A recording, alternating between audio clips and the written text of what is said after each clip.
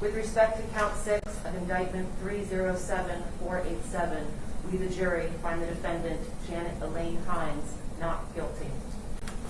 Members of the jury, your foreperson has announced a finding of not guilty in regard to count 6. If this is the verdict of each and every member of the jury, would you signify by raising your right hand, please? Let the record reflect that all 12 members of the jury have raised their right hand. In regard to count 7.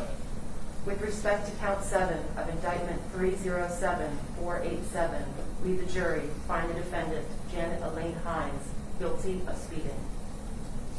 Members of the jury, your foreperson has announced a finding of guilt in regard to count 7.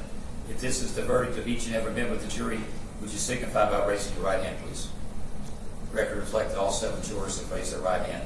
In regard to count 8. With respect to count 8 of indictment 307487, we, the jury, find the defendant, Janet Elaine Hinds, guilty of failing to exercise due care. Members of the jury, your foreperson has announced a finding of guilt concerning count 8. If this is the verdict of each and every member of the jury, would you signify by raising your right hand, please? The record reflect all 12 jurors have raised their right hand. In regard to count 9. With respect to count 9 of indictment 307487, we, the jury, find the defendant, Janet Elaine Hinds, guilty of failing to maintain lane. Members of the jury, your foreperson has announced a finding of guilt concerning count 9. If this is the verdict of each and every member of the jury, would you signify by raising the right hand? Record reflect that all 12 member jurors have raised their right hand. And finally, in regard to count 10. With respect to count 10 of indictment 307487, we, the jury, find the defendant, Janet Elaine Hinds, guilty of driving under the influence. Members of the jury, your foreperson has announced a finding of guilt concerning count 10 of the indictment. If this is the verdict of each and every member of the jury, would you signify by raising your right hand? Let the record reflect once again that all 12 jurors have raised their right hand. Janet Elaine Hinds, would you stand, please? You may sit down now. Thank you. Janet Elaine Hinds, it's the verdict of the jury in count 1, vehicular homicide by intoxication. There is a finding of guilt. It's the verdict of the jury. In regard to count 2, reckless driving, it is the verdict of the jury that you are guilty of that offense. In regard to count 3, it is the verdict of the jury of guilty of lesser offense of guilty of leaving the scene of an accident resulting in injury or death. In regard to count 4, it is the verdict of the jury that you are guilty of failing to report an accident.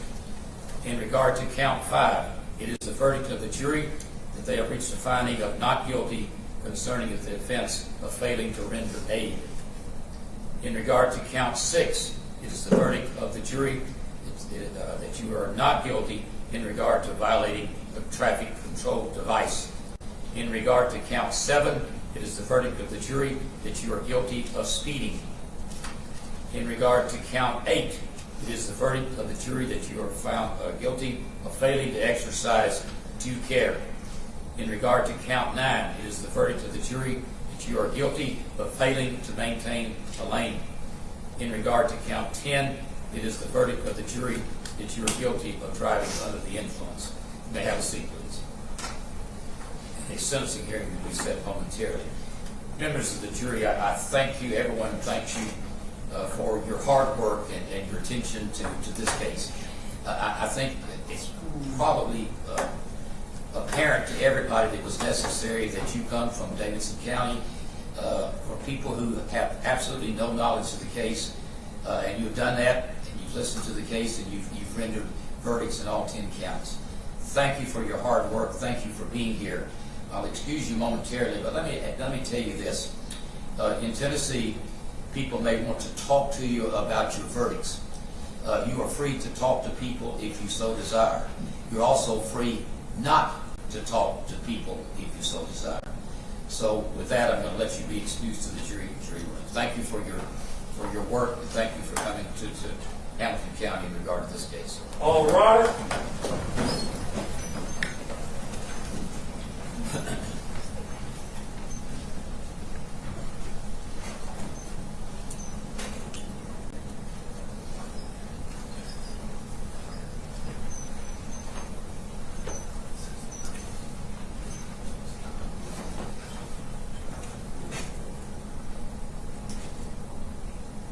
Folks, you may have a seat.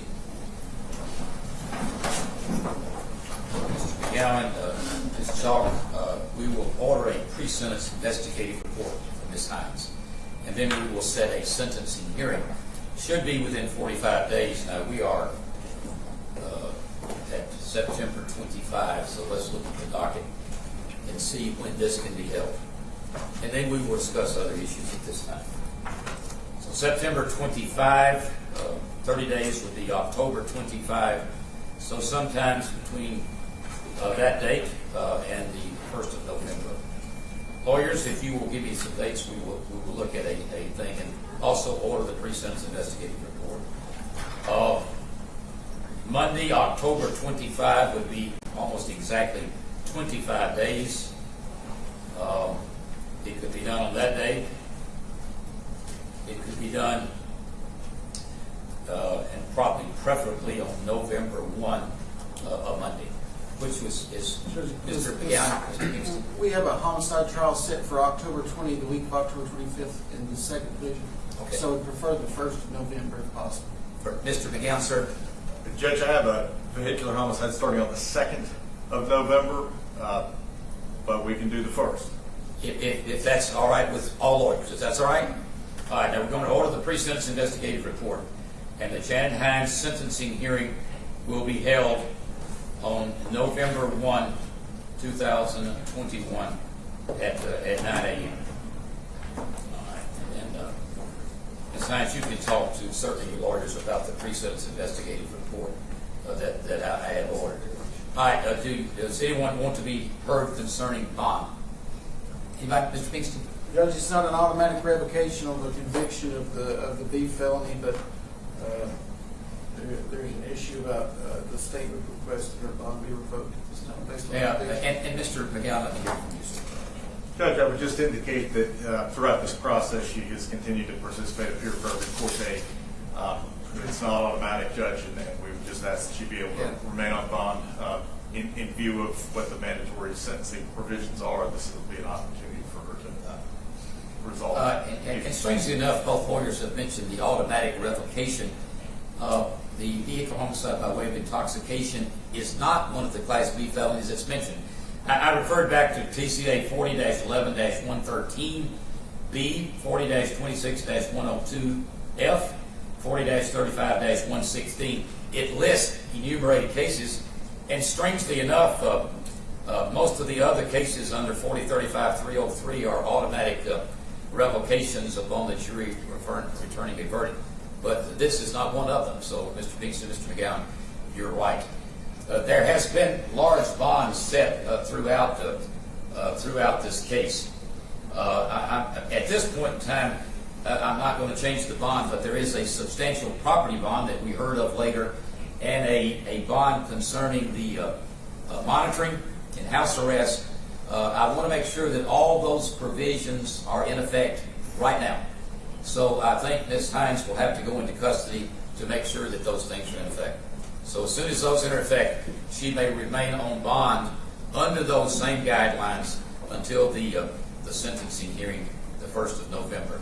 So Ms. Hinds, you'll need to go with the officers to make sure that those guidelines of the bond are in effect.